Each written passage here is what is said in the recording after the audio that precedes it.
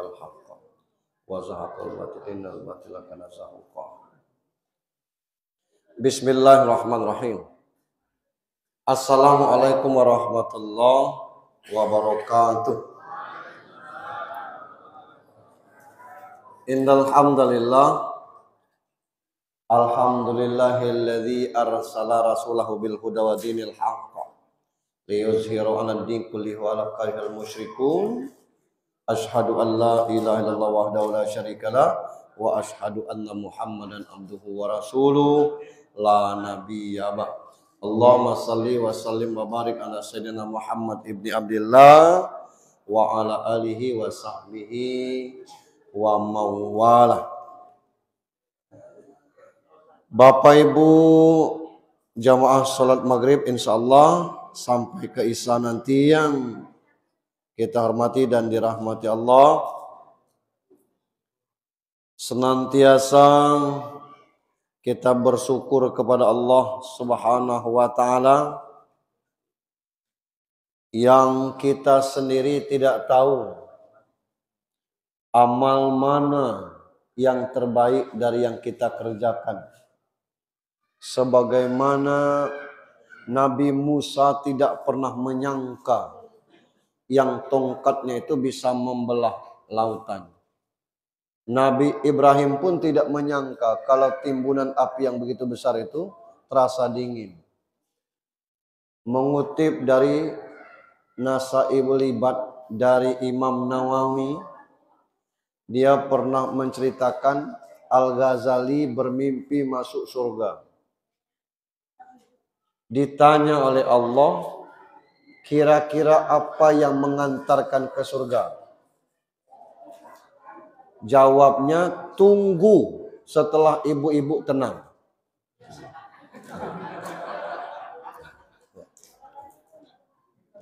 Ya. Jadi, kenapa bisa masuk surga? Jawab Al-Ghazali sekenanya, barangkali mungkin karena buku-buku yang saya tulis. Karena buku-bukunya kan dunia yang makai. Luar biasa. Sebagaimana sabda Nabi, al-ilmun yantafa'u bih. Ilmu yang bermanfaat. Mungkin itu. Jawab Allah, nehi. Enggak. Kamu pernah menulis? Dulu orang nulis tuh entah Pak Haji Muhammad masih ketemu atau tidak. Ketika dia akan menulis, ngangkat penanya tuh, lalat hinggap di ujung itu, minum tintanya tuh. Oleh Al-Ghazali dibiarkannya saja sampai lalat itu puas. Kata Allah, itu yang menyebabkan kamu masuk surga. Karena keikhlasan atas lalat yang meminum tinta itu. Nah, kita tidak tahu, bisa jadi karena bawa kue ini kan. Bisa jadi sedekah kita. Nah, maka kita selalu bersyukur kepada Allah Subhanahu wa taala. Allah selalu kasih kesempatan untuk kita beribadah dan kita bisa memanfaatkannya itu. Salam dan salawat untuk junjungan kita Nabi besar Muhammad sallallahu alaihi wasallam.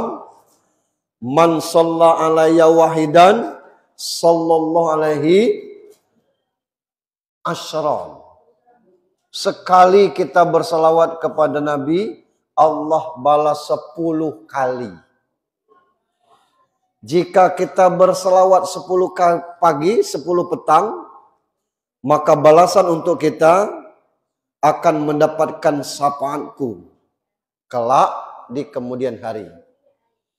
Semoga salawat kita walaupun sedikit itu menjadi bekal bagi kita. Dan kita memang tidak seperti di daerah Jawa. Kalau di Jawa tuh Pak habis azan maghrib tuh dia tidak langsung koma, tapi tidak seluruhnya. Itu. Sampai 15 menit bahkan setengah jam. La ilaha illallah. Sambil nunggu imam, nunggu jamaah yang mungkin baru sampai rumah, nak berwudu, nunggu orang berwudu. Aduh, Yang sudah sampai ke masjid itu ngambil mie.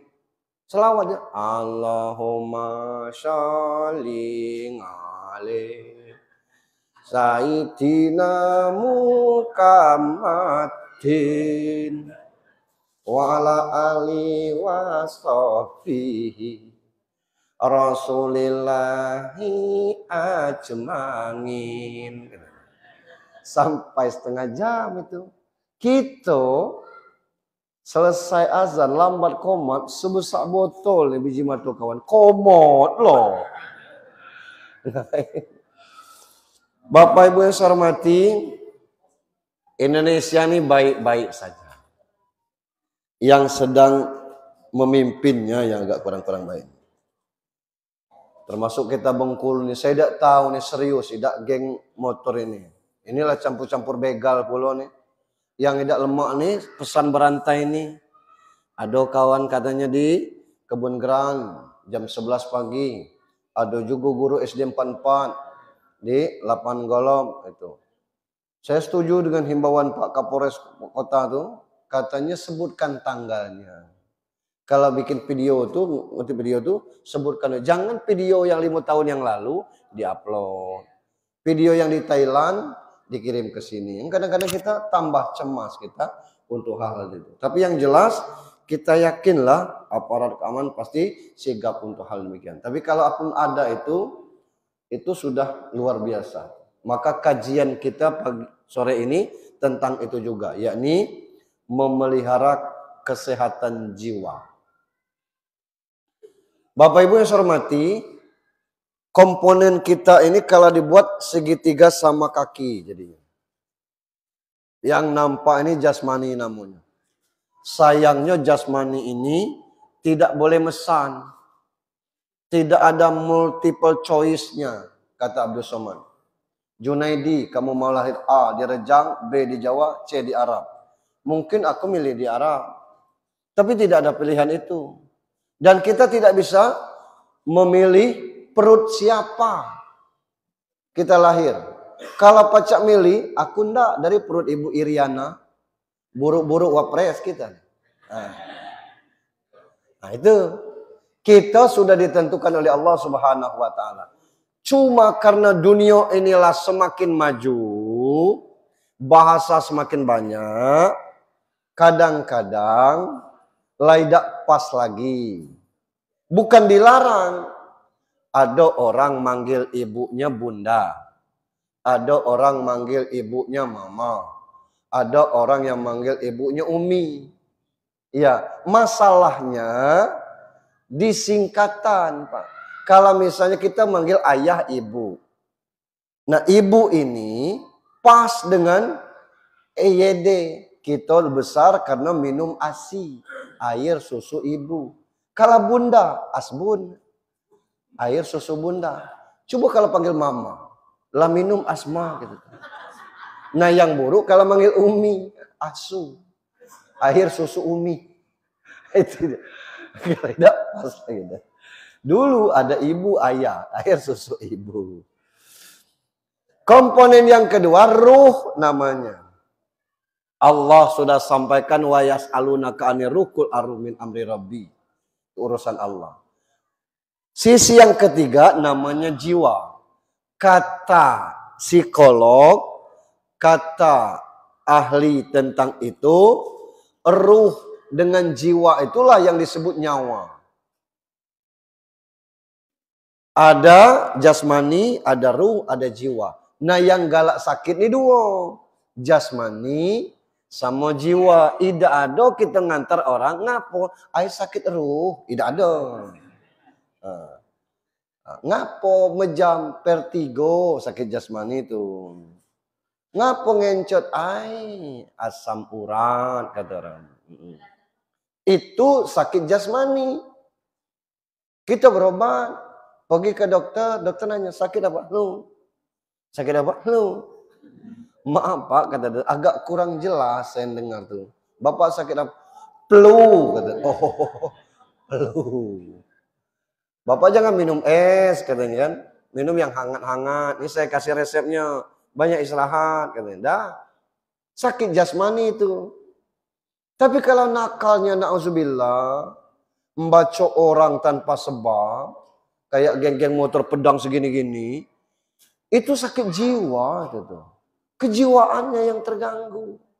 Nah ini yang bahaya itu tuh. Nah ini yang jadi titik fokus kita tentang kejiwaan ini. Nah kita nak ngecek kita ini sehat apa tidak jiwa kita, bisa kita cek.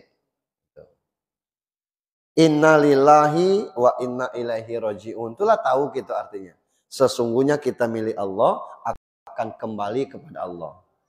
Kembali kepada Allah ini kan tahu kita artinya mati kan. Ya. Jadi kembali kepada Allah itu artinya mati. Mati itu kembali kepada Allah.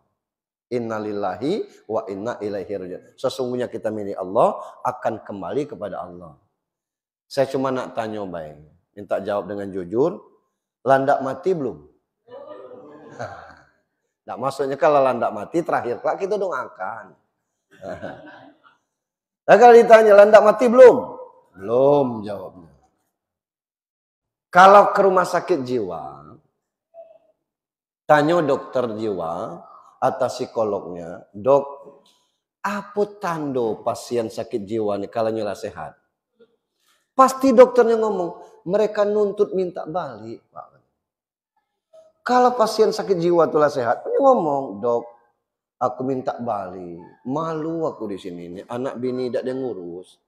Kan main bergaul dengan ketawa sendiri, nangis dewek nih. Nyulah sehat jiwanya. Pastinya nak balik. Nah tadi ku tanya, landak balik belum? Nah, jawabannya belum. Berarti kita masih sakit jiwa. Mati itu kan balik. Lalu tanya, landak mati belum? Belum, ya sakit jiwa. Nah ini, maka itu Rasulullah dijadikan teladan karena jiwanya memang bersih. Diludahi, dia tidak tersinggung. Bukan sekali, bukan tidak sengaja. Sengaja lah naik ke atas, nunggu Nabi lewat. Neman, nunggu subuh tuh. Nabi lewat diludahi, Nabi lewat diludahi, Nabi lewat diludahi. 3 kali beludah, hari keempat tidak beludah. Nabi nanya, mana tukang ludah kita? Kata kawan sakit.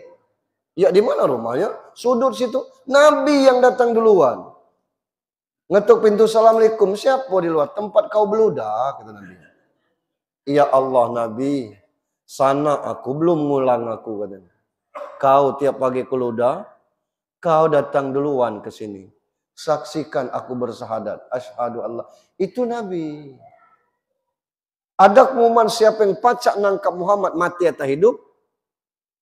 Sekian keping dinar. Dikasih.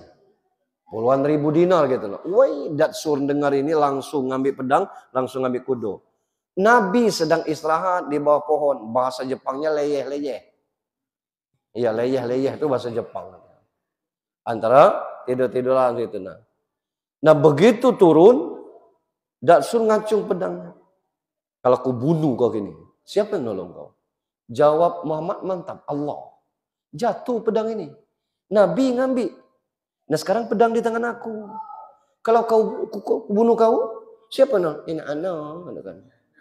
Nah, baliklah kata Nabi. Itu jiwa Nabi. Itu. Sementara kita ini mudah nian terkena gangguan jiwa. Kita ganggu orang tidak. Kita lewat ke warung. Tahu-tahu mulutnya. Astagfirullah kata kita kan. Apa hal ini nih? Itu. Tersinggung gitu. Kita lewat nyebludak. Ya Allah kata kita. Kita lewat. Katanya muntah. Allahu Akbar. Nah kadang-kadang kita spontan. Kata kita. Nah dia sakit jiwa, kita lebih parah. Jadi macam mana Pak Ustadz? Perilaku demikian tuh normal. Normal. Dia nak beludah, dia nak muntah, dia nak cibir. Itu urusan dia. Ini ada kaitannya dengan kita. Lah yang cibir ke arah kita. Begitu kita lewat yang cibir. Katanya kan. Lebihanlah rezeki kita berkurang tidak. Wibawa kita turun tidak. Dia ada masalah. Gitu. Kita lewatnya meludah. Katanya. Biarlah siapa tahu lagi ngidam. Tidak masalah. Kita lewatnya muntah. Katanya. Doakan baik. Mudah-mudahan aku balik dari warung kelak kamu missing. Jadi muntah missing dia. Kita sehat, jasmani, rohani. Nah ini yang susah kita setel nih. Macam mana supaya jiwa kita nih selalu sehat. Itu.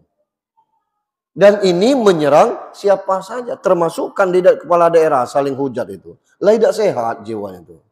Ini kondisi kita. Kenapa demikian? Kata Imam Athaillah, macam mana supaya kita bisa mendidik, mengasuh, mengasah jiwa kita ini agar ikhlas, agar sehat. Kata beliau, al-a'malu suwarun qaimah. Amal kita ini persis cak patung, Pak.